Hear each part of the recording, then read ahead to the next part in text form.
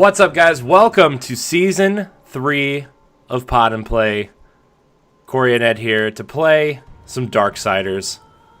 I'm very excited because I haven't played Darksiders in a long time. Ed? Yes. I'm very excited to play this game. I remember enjoying this game when it came out for 360 and PS3. Like, a lot. So, I'm just going to get started here. So, the basic premise is you're playing as War, one of the 4 horsemen of the apocalypse, and something goes terribly wrong where the apocalypse doesn't happen when it's supposed to, and I think you get blamed for it. Yeah. And we'll play on normal, we'll see what happens. And your adventure ensues. So, I'm playing the Xbox One version. They did come out with Darksiders War Mastered and Darksiders 2 Definitive Edition. Man, THQ Nordic with those bad remastered names. It's kind of amazing, though. Yeah. I mean, the what's the one they're doing now? Red Faction. Yeah. Remastered Edition. So, it's hilarious. So, Ed, what are your thoughts on this game? So I picked this. This was one of my 4 games that I picked up when I bought my PS3, and I remember people saying that this game is pretty much the dark, mature version of The Legend of Zelda. And I kind of thought to myself, I'm like, wait, Legend of Zelda, action, role playing, mirror. So I ended up getting it. It was like only $20 by the time I got it, and I popped it in and was having a ball. Like, I really love this game. It still has some wonkiness to it sometimes with its camera, but like the action feels good. And I was kind of loving the art style because when you like literally look at it, you might think that oh,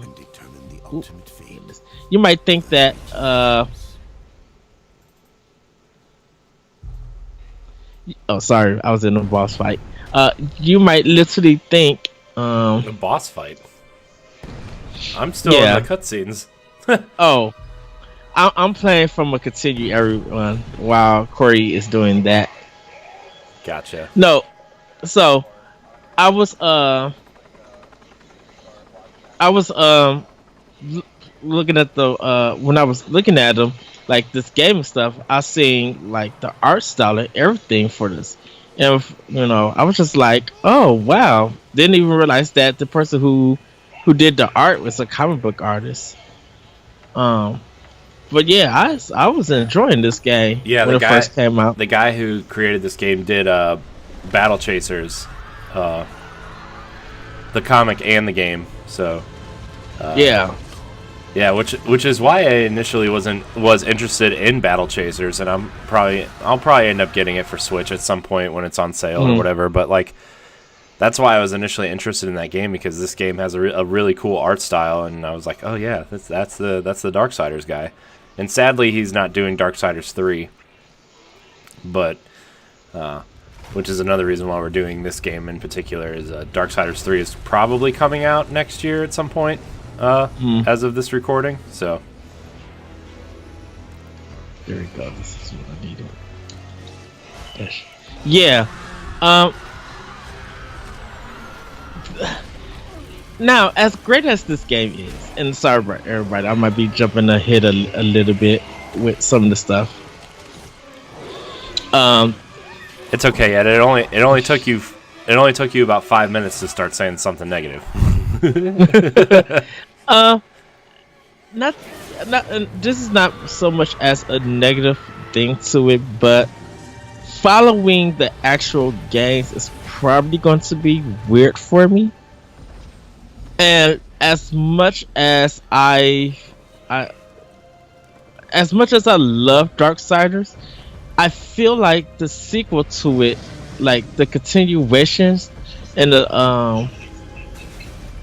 I feel like the way that they're going about this series doesn't feel right, and it's just like it's one of like the prey mentality, you know, or you get a game that should have a sequel to its follow up, and it doesn't.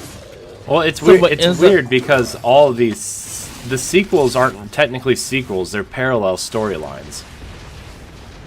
Because like Darksiders 2, like spoilers for this game, like there's a time jump in this game where you know War is in like what demon prison because he's blamed for the apocalypse happening early, right? Yes. And then that's when Darksiders 2 takes place, is that time period that you miss in this game, which, you know, is fine, whatever.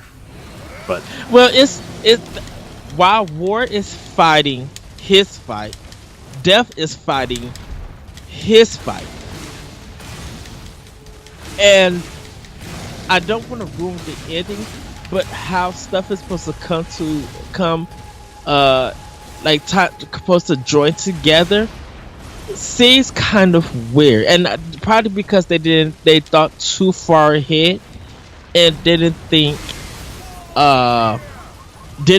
know if this would be successful or not, because by the way that they did this game, you get an ending that you'd be like, okay, now I'm like, it could lead to something or it can't.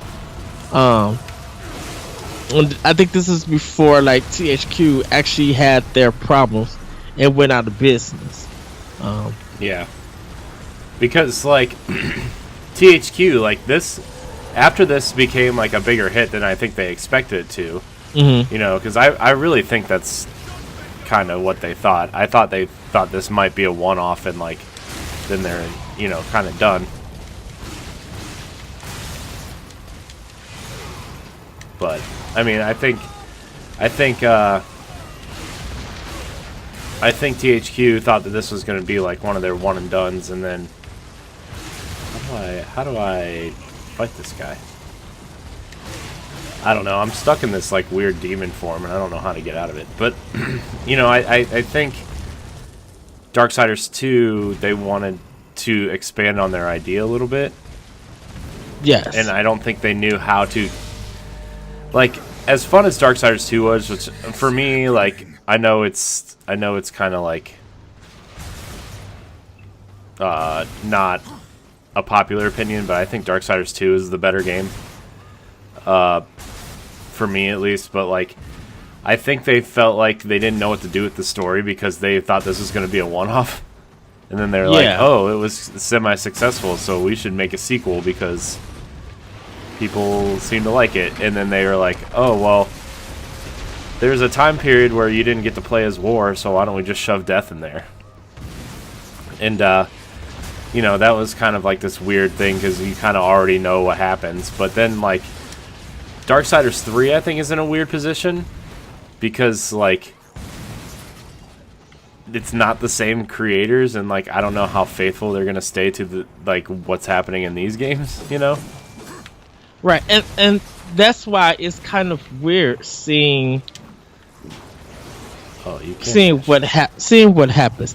And yes, everybody, I know this game is old, but I think some people still haven't played it. And it's on Game Pass too, so if you're playing on Xbox, these two games are on Game Pass. The War Mastered Edition. I think Darksiders 1, at least, was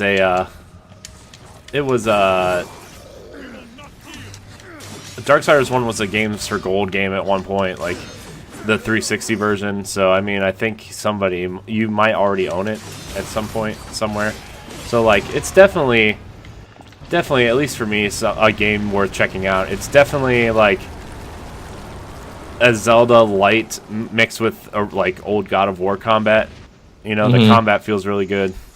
Definitely feels like, you know, hey, God of War combat's good. Why don't we use that? And so it was pretty cool. And like, there's some cool finishing moves, kind of like almost reminiscent of like Doom, where like, you know, if you press B at the right time, you kind of do these kind of special moves on these enemies to rip them in half or whatever. Yeah. So to get like souls and magic. So yeah, when you kill an enemy, you'll probably see Corey playing it. You'll get souls collected, and they're like your currency for you to buy items. And at one point you'll get yellow. That'll be like your magic, and then yeah. So Volgrim is the person that sells you stuff, and he's the person that will help you do the upgrades for like energy, magic, played by Mark moves, and everything. Yes. Which he's basically like, once you know it's Mark Hamill, he's basically just doing an alteration on his Joker voiceover. Basically just like doing his Joker voice. Pretty much. Jump onto the horizontal pipes. Where are the horizontal pipes?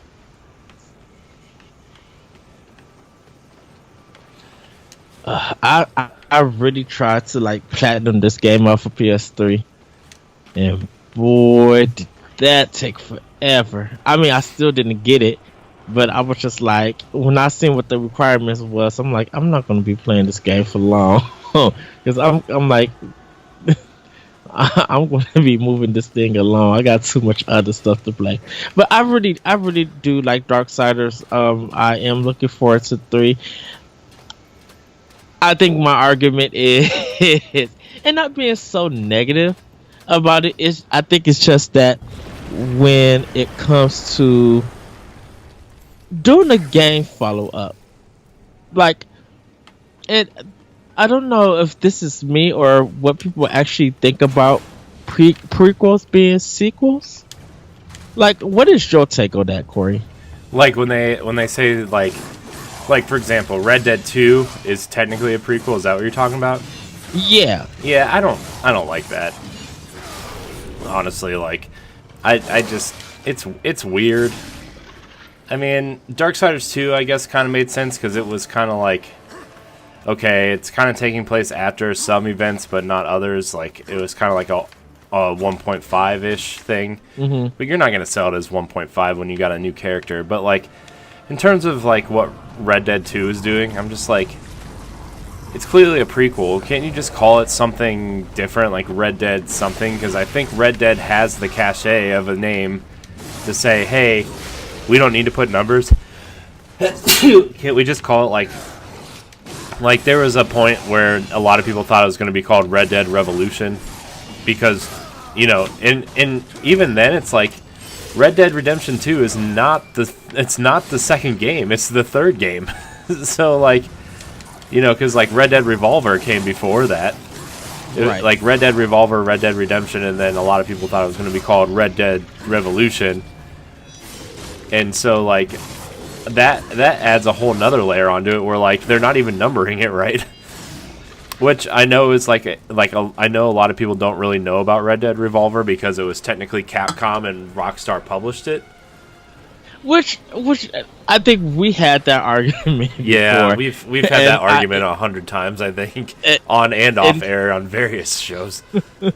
So. And I think because of it having Capcom and not seeing anything Rockstar related, because when you think of Rockstar, you think of Grand Theft Auto.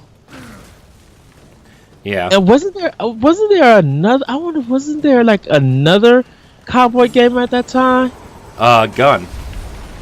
Yeah. Because I have it on GameCube, which was the better game at the time. Gun was cool. It was like a first-person cowboy game, and it came out at the same time as Red Dead Revolver. Well, not at the same time, but like I think within the same year. Whoops, I died. But yeah, Gun was a cool game. If you guys, it's probably like real cheap at this point, and I think it's backwards compatible on Xbox One because there was a 360 and an original Xbox version of that game. Oh, really? Yeah. So because I remember seeing like some like old school, like Blockbuster used to have their own game store called Game Crazy, or Hollywood Yeah. Video or whatever. Hollywood Video had their own game store called Game Crazy, which was essentially a GameStop, and they had the Xbox One and the Xbox, or the original Xbox and the 360 versions of Gun together. And so, like, I remember that Gun came out for everything at that point. It was an interesting game. And then Call of Juarez ended up coming out around the same time too. At some point, the Ubisoft one. They said the second one of that game is better. Yeah, I think that game has a real like history of ups and downs. Like I think that first game was like, it does the Ubisoft thing where it was like, okay, that game's okay, that first game's okay. It's a cool concept, but they didn't really capitalize on it. And then the second game really capitalizes on it, and then it didn't do well, so they started doing the Xbox Live Arcade stuff. And like those games were not great, I guess.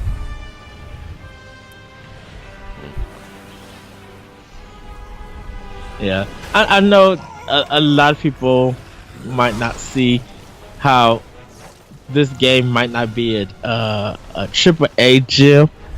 No, but it's definitely not. But it's still like, it's only 20. It's only $20. Like it's it's a fun game for $20. Right. Both of them are.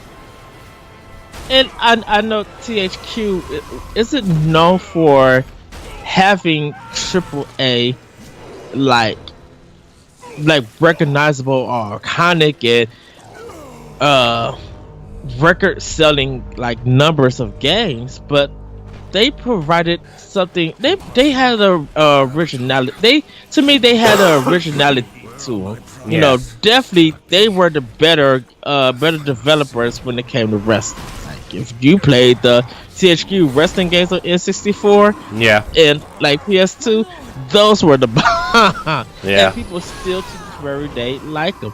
You go and play the WWE games of now, and like the quality isn't there, and people always be like, man, I remember playing this on N64 or on PlayStation.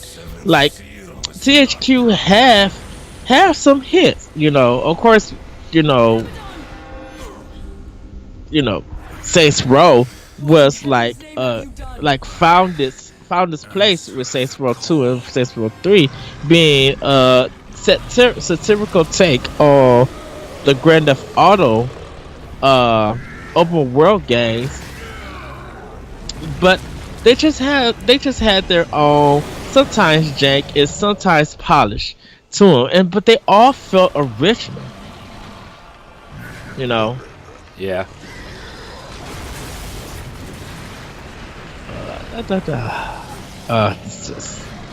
Just this action feels so good. Yeah, it definitely feels really good. I mean, right now you're not really seeing it because, like, I'm in a boss fight. I'm in the first boss fight, like at the very beginning. The art style kind of reminds me of like early 2000s Blizzard games, almost. Oh goodness! I can't believe you mentioned that. You are right. Like the old school, like the old Diablo and like old. I'm probably gonna die here. Like you know what I mean? Like just the like it looks like a mix between like Diablo and World of Warcraft design. Right. Which isn't a bad design. Ooh, that hurt. But it's just funny.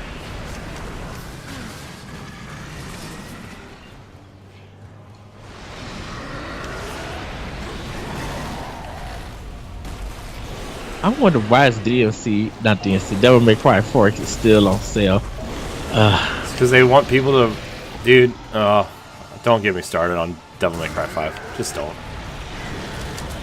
Everyone's like, oh, I like the new hairstyle and stuff. I'm like, you guys hated it when DMC was rebooted.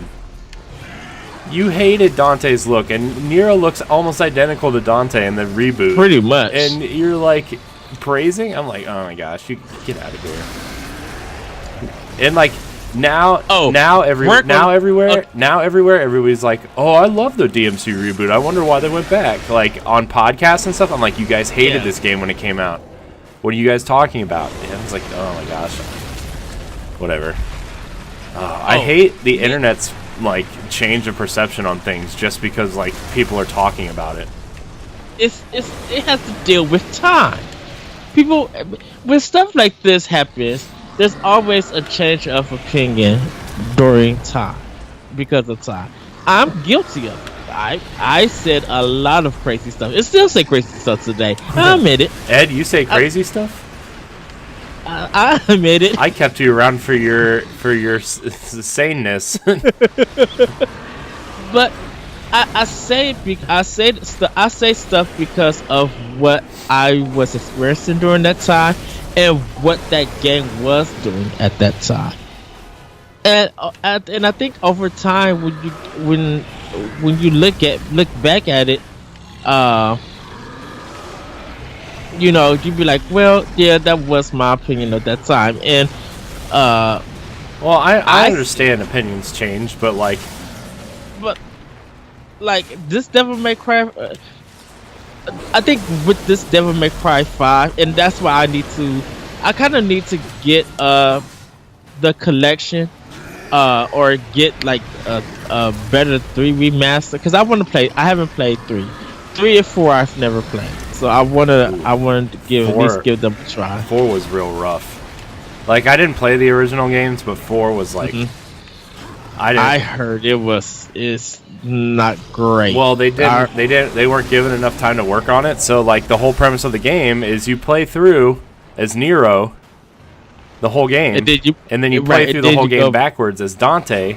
Which is like, and like Dante doesn't have all the cool moves that Nero does. So it's like you should have played as Dante first, and then played as Nero, because Nero has the Devil Bringer arm, which does a whole bunch of cool stuff, and Dante doesn't have that. Yeah, that game is very weird. So I because I didn't play 3, I didn't really pick up 4. And then of course, if you guys watched season 2 where we played DMC Devil May Cry, we had our talk about that game. You could tell the difference that Ninja Theory never tried hard. They had they tried hard, but trying hard as in they didn't try to. Are you saying they didn't take like the old lore and stuff too serious? Yeah, and they didn't try to make it like a show. Like they didn't try to show it off or anything. It's you play it and it just be like, oh, great level design. A story that matters. Like, that's really cool. And literally, if you would have did it as a real life movie or an anime with that, it works. With what Devil DMC did. Oh, dang that bit. All I know is DMC is freaking awesome. Right.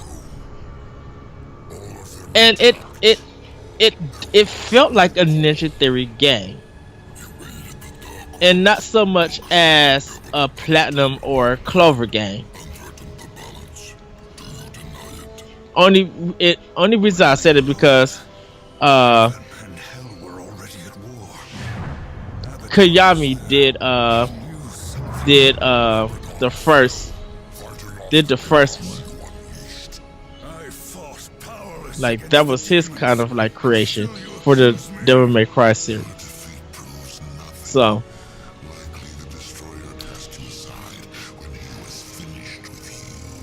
but I mean, I think I'll pick it up, give it a try, because like I said, I'll wait and see. Be fair, I'll wait and see what you think. Until Ninja Theory gets a shot at the second game, I'm not. I'm like, nah. Now that they owned by Microsoft, nah. Could be a Microsoft exclusive now.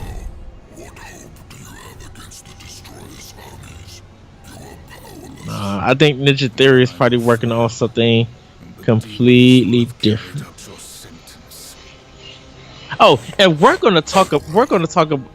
So everybody, we have another game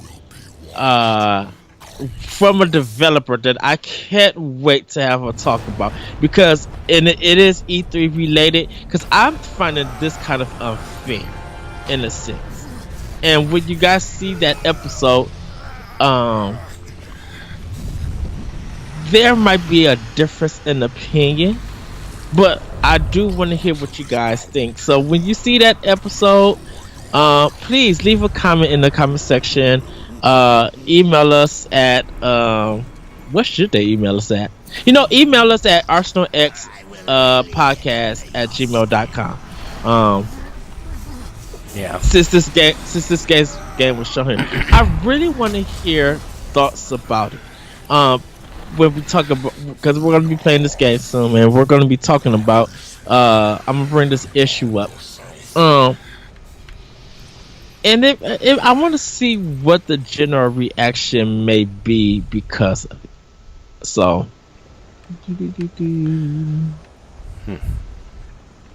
So. All right. I am in the jail room. Guess we'll go to this glowing blue fire. Nope. Fire.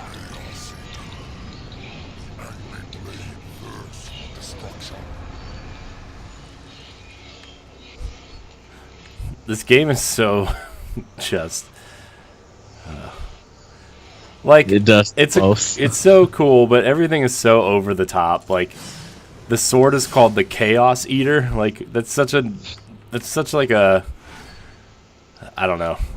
It's just a weird, dumb name. A B movie kind of name. Yeah, and like everything is so over the top in terms of like the art direction and the like the direction they're going with this game. They like really went for it and just didn't care. Like the low gruff voices, the fire everywhere, like. But you know what? It works for a game like this. Oh, I know. It totally works. It's just like it's crazy. I hate these things.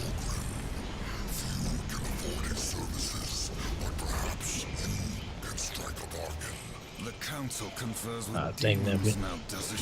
Since the truce was broken, some demons have fallen from the destroyer's favor. Volgrim is one such outcast. He has long sought an audience with us. How long have I been here?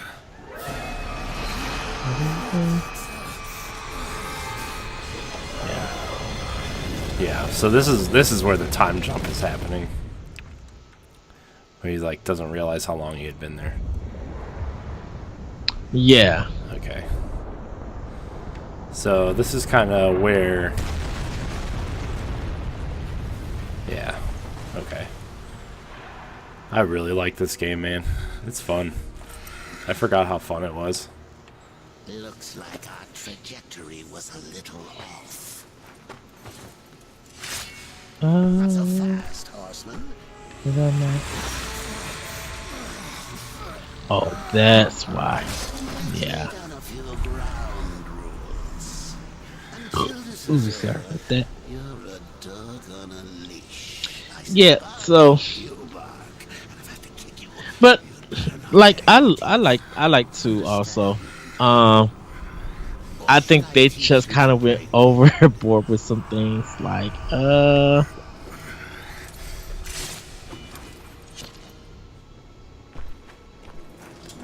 boy. there we go.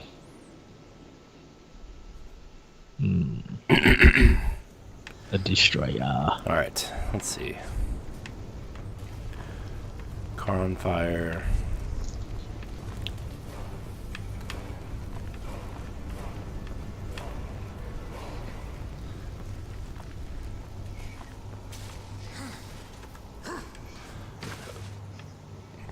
All right. Looks like I gotta go this way. I'm gonna explore a little bit over here. Yeah, but this was like this was a cool idea for a game. Whoops, I fell. Good job, me.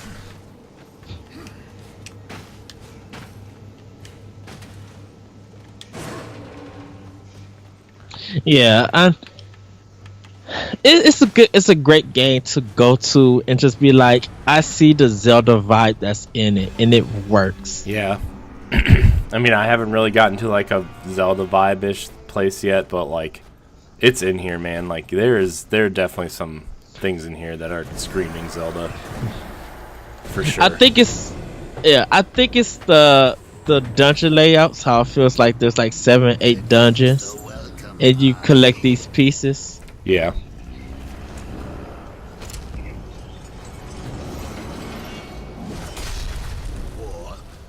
Why don't you introduce yourself?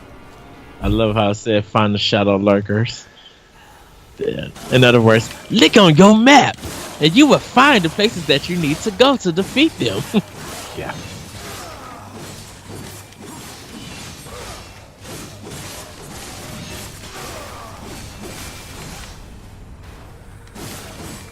Yeah, racking up those souls, or whatever they're called in this game.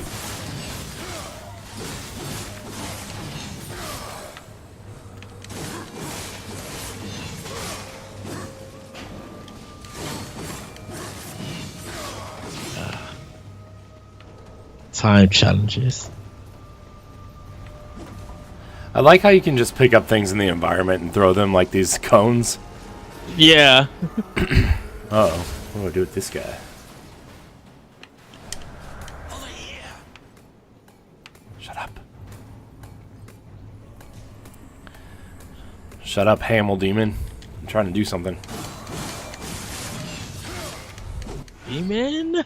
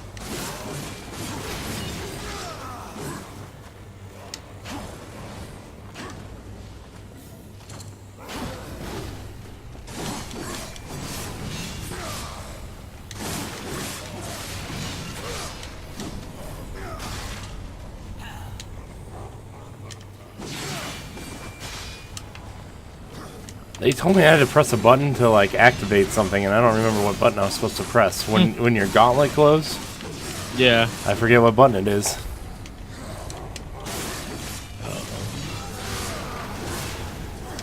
Ooh. So. Yeah, this game is definitely something just... If you can't find something to play and like you want something fun to just screw around with, this game is really fun. But like also like stick with it if you're playing it because it's a good time. How long are we going? 35 minutes. The council ordered you to seek out Vulgrim, so start seeking. So, kind of wondered, did you ever get into THQ games, Corey? I mean, some of them. It was always like it just depended on like what they were like, you know, publishing at the time. I guess like it wasn't really like, oh, THQ is a publisher, I have to get every game, you know. And like a lot of the time they were doing stuff on Game Boy Advance that was like licensed stuff, you know. So Yeah, I never got into the Red Faction game. I know for me. I loved Red Faction 1 and 2, and then I never played Guerrilla or the what was the other one? Armageddon, I guess. Like I just never got into them. I loved Red Faction 1 and 2 though, but mostly because like I don't know, I didn't have an original Xbox at the time, and I got suckered into being like, hey, Red Faction's the PS2 version of Halo. I'm like, oh, okay, cool. I want to play Halo. I like playing Halo on the weekends with my friends. And then it wasn't but then Red Faction 2 came to GameCube, and I was like, well, Yeah. it's on GameCube. I have to get it now. You know? And I was like, oh, this game isn't much better than the first one. So. But, I mean, they were, I mean, I don't, they were okay. Like, I never really got into Saints Row. I never really got into, like, the licensed stuff on GBA. Yeah. Like I said, I really like these games, like the Darksiders games. I still have the THQ branded Darksiders 2 for Wii U. Because they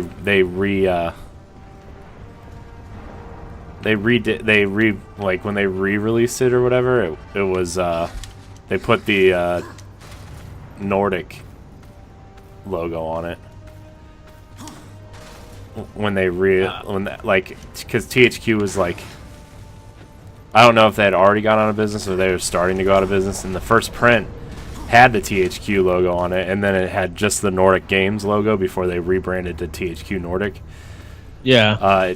The second run had like the oh my gosh, what's happening here? Oh, okay. So I still have my THQ branded Darksiders 2 for Wii U. But like, I don't know, like I just thought they were like, I never really got into like publisher loyalty except for like, you know, Nintendo, really. You know, I like to play games that interested me, and sometimes they did and sometimes they didn't. Yeah, I think I bought some, but I think Darksiders might be like my actual first like THQ kind of bought game, because I played like a little bit of Red Faction stuff and SmackDown and everything, but I played it at other people's house. I didn't buy it.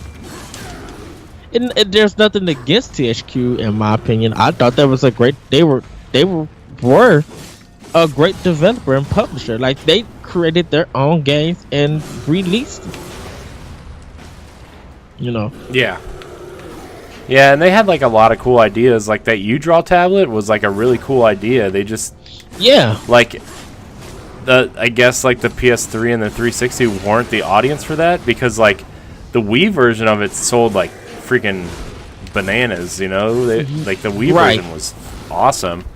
And then like they were like, "Oh, well, we should release this on the other platforms." And at the time, HD graphics were like super expensive, and to redo all of those things in HD was like really expensive for them, and it didn't sell, unfortunately. And that's like the idea that put them under. They were their ideas, I think, were a little bit over ambitious for what they could actually do as a company.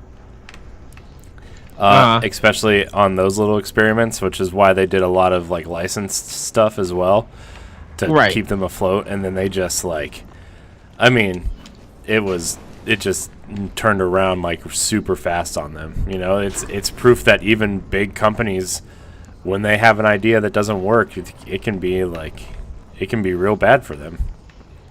Right. And I think a lot of companies used to do that. Like, if it's sold on Nintendo, and I think that's why when we talk on Power Block, or we talk about this issue, that when something does great on a Nintendo platform, it comes to everything else, and it's never the other way around. That if a game does good on the other platforms, they might find an audience on Nintendo. It's never like that. Like, if we even see it with Switch, you know, Bomberman came to PS4 and Xbox One. Yeah, the Xbox One version looks cool because it's got Bomber Chief, which is basically just Master Chief in a Bomberman art style, which is totally awesome. All right, so I think that's why probably THQ is still doing a reversion of Just Dance. Yeah, because it's cheap for them. Like, if you think about it, it's probably cheap for them, and it probably still sells. I mean, obviously, it still sells enough copies for them to be like, "Oh, somebody's buying it, so we might as well keep making it," you know? Right. And even for Wii U, I'm like, okay, okay, Ubisoft. Yeah. Ooh, achievement. Nice.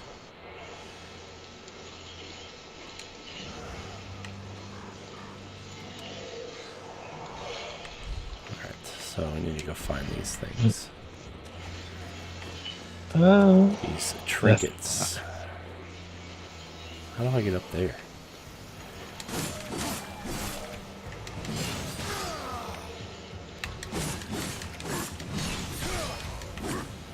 So, I mean, like, THQ was not a bad company at all. It was just like that with the it was just like this perfect storm of like the rise of indie games, which kind of, you know, we're kind of seeing take the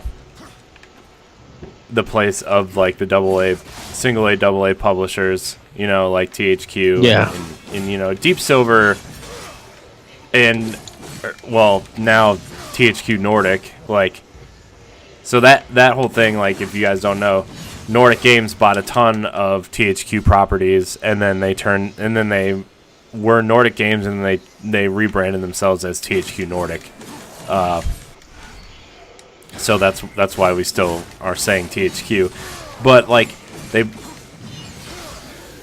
you know, like Deep Silver, which was currently purchased by THQ Nordic. And now all the THQ brands are back under the new THQ banner, which is really weird. Right. But you know, they're still keeping that AA publishing thing alive, you know, and they have a ton of projects in development.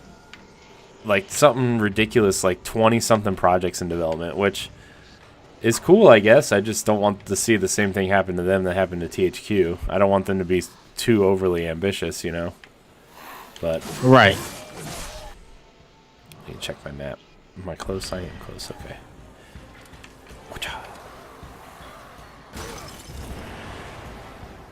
But I really think, you know, we still need games like this. I think, you know, especially in the realm of, hey, indies are getting bigger.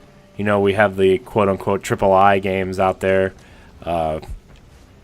You know, with games like... I've never heard that. Oh, that really? It's a term I've been hearing come up a lot lately. Like, you know, the bigger independently developed games like We Happy Few, which we now know Microsoft has bought in that studio, so they're technically not an independent company anymore. But like, you know, those bigger kind of, they look kind of high budget. Like Hellblade was considered a AAA game. Yeah.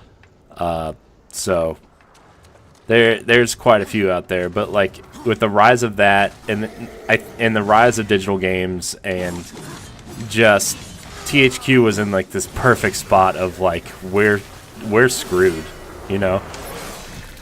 You know, with their big ideas not taking off, and then their AA games being replaced, like because they're still trying to sell big. Oh geez, I'm gonna die. This is not good. Ooh. This is not good. Ooh. Sorry, I'm in a boss battle. I'm gonna get to my point in a second. Not a boss battle, but this guy's big, and I'm not using my dodge correctly.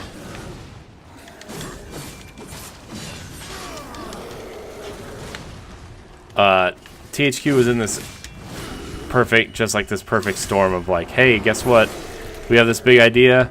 We're still trying to sell our, you know, B-tier games at a $50, $60 price point, and it doesn't work in this environment, and they just got taken out, you know. So right. But I'm glad to see, like, with AAAs, regular indie games, AA games, AAA games, you know, now moving into the quote-unquote quadruple A space. Like, it's nice to see that these games are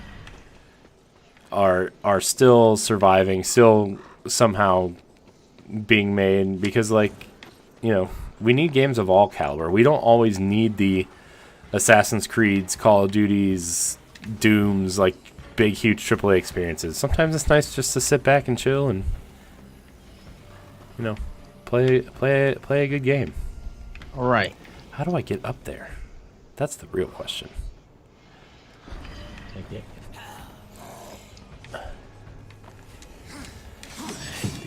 stats. I don't know if I can even get up there yet. But I mean, I guess I could try something over here.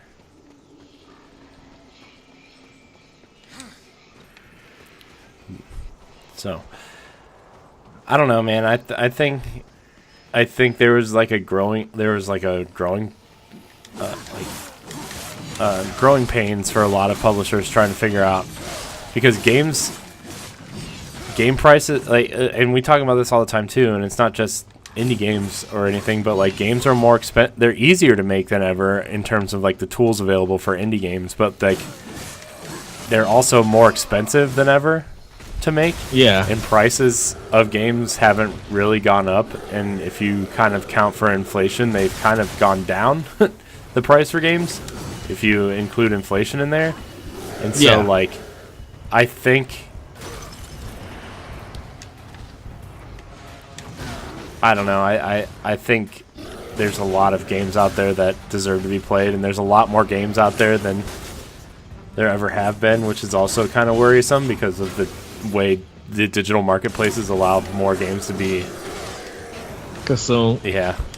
Which is why we're seeing a lot of games as services out there. Yeah. And even our favorite single player experiences are getting that in there too, you know, like look at Beyond Good and Evil 2, which, speaking of sequels that are actually prequels, oh, that was annoying when they announced that. Shoot, even that one is a weird one. Or that one is, let me rephrase that. That one is turning out to be a weird one. Yeah, I think it looks cool. Like, I think that would be a fun game to do like squad goals with. It, like, if you, me, and Jesse were playing that game, and we all had our unique character go out and do some weird, dumb missions in this weird world. But what's this? Why can't I go that way? But you know, there's all kinds of experiments going on out there, and if they don't take off, some companies could be in trouble. Yeah. Like, I really think, like, and I think that's why we're suffering more than ever from, like, sequelitis, you know, where all these games are becoming sequels, and all these games, which, you know, I know we don't really care for Sony's games a lot. Like, I mean, there's some that we really like Infamous is one, which, you know, we're going to be doing an episode this season of Infamous First Light, which was a phenomenal game. But, you know, that's one thing I give Sony credit for a lot of the times is, like, they don't have very many sequels right now. You know, God of War, technically a sequel, but, like, Horizon, Days Gone, Ghost of Tsushima, you know, those are all new experiences that, you know, and Xbox is getting around to doing that too with their new with the initiative and purchasing compulsion, and you know Ninja Theory is going to be doing their own new idea. Like, right. I give credit to first parties of like really giving us new experiences, and like, you know, Nintendo is kind of in a different space where, like, yeah, Breath of the Wild was technically a new Zelda game, but like, look at that new experience, right? Look at how new that experience was. Look at how like different the experience with Mario Odyssey was. Like, you know, we're still getting that first party, but like if you look at Ubisoft, if you look at EA and Activision and all these other studios, like, I mean, EA's got Anthem, which I give them credit for, but it's either a sequel or a games as a service. Like, that's their business model right now. And right. And, you know, the creative stuff is going to have to come from THQ Nordic or these indie developers, or, you know, some of these. What's happening over here?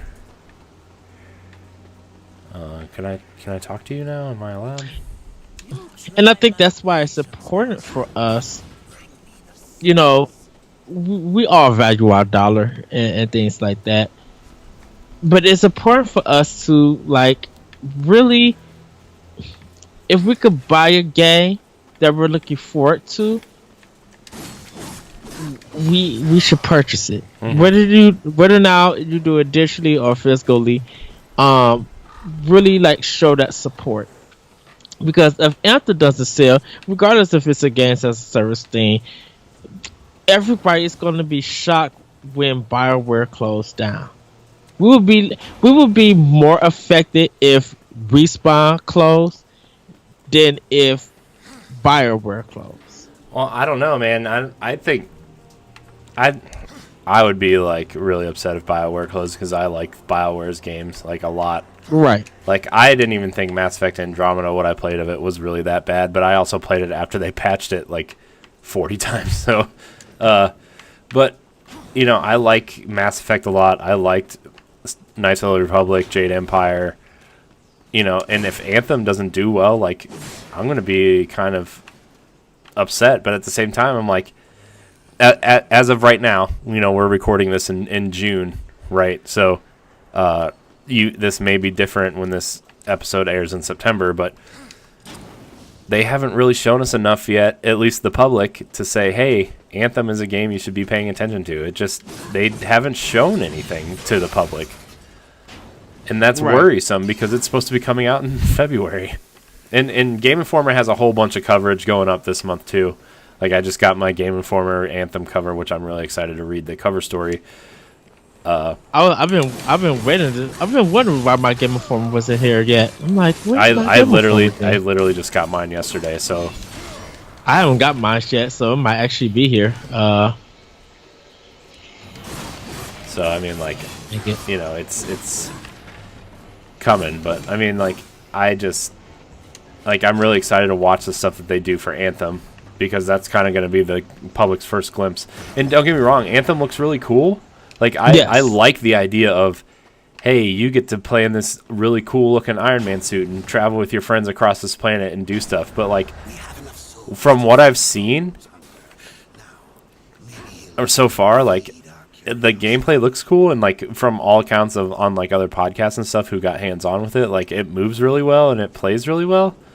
Yes, but I just.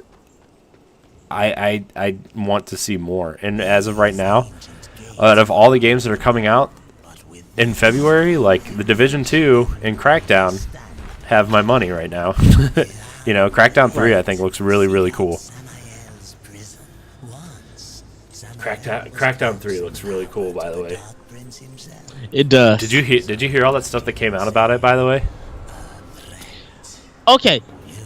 And we probably, by the time you guys see this episode, we'll discuss this on Arsenal X. I guess the original people who were working on it got kicked off. Yeah. Because that company that was working on it got bought by Oculus, I think. And so, yeah. So. Did anybody report on it yet? Because I didn't see it on like on Game Informer or Destructoid or anything. It was on Podcast Unlocked this week, I think. No. Games Daily, maybe. Man, I'll have to go look and check it. Because I'm kind of intrigued about, like, wait, what? Yeah, and like, you know, we've been talking a lot about what is their partnership going to look like with Nintendo in the near future? You know, because like there's been a lot of things coming out about that recently, which is really, really exciting.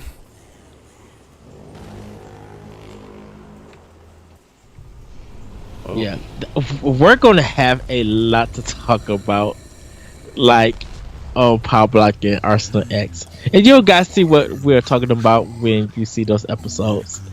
Yeah, I mean, like, by the time this episode comes out, it'll be long discussed already, but...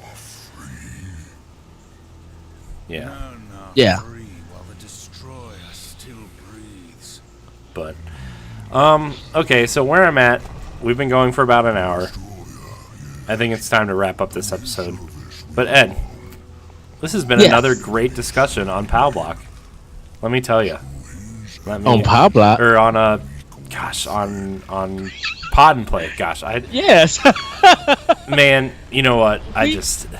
We do so much crossover on podcasts and shows, and sometimes we have our moments. We're not always perfect. I'm always perfect. Just kidding. But anyways, thank you guys so much for watching. Remember, you can find Pod and Play from September through November, Season 3, at 10 a.m. on Saturday mornings. We hope you enjoy this season. Hopefully the production values are a lot better this season. Last season, the beginning of last season, we had a couple technical hiccups, which, especially that Metro episode, I had to really figure out what to do. So, but I mean, look, we still had really good discussions. Go to ngrradio.com under Let's Plays and go to the Pod and Play section. Season 1 was the experiment. Season 2 was the idea. And we hope Season 3 is really the fleshed out idea of what we really want to do with this show moving forward. I really love this show. I think it's I know we love doing squad goals and stuff, but I really think in terms of doing something different with Let's Play shows, Pod and Play is definitely, I think, our most fleshed out and best idea. Don't get me wrong, Royale with cheese and squad goals are good times, but when Ed and I just sit down and talk about games and stuff, I think it's a good time. So I appreciate you guys. Everybody, I do hope that you enjoyed the Nindy Showcase. We will be returning to that. It was so much fun doing that and introducing that kind of game. And hopefully Pod and Play does the same thing, that it introduced you to games that maybe you play or you don't remember or you're still thinking about. Yeah. So, this has been Darksiders. It is available on Xbox 360, PS3, Wii U, Xbox One, PS4, and PC. We hope you pick it up. It's probably relatively cheap at this point. So, thank you guys so much for watching. Download our family of podcasts, including Arsenal X and Pal Block, our Nintendo and Xbox shows. Download Nerds Gone Platinum and Nerds Gone Rogue. So, thank you guys so much for watching. Like, subscribe, and share. And until next week, we love you.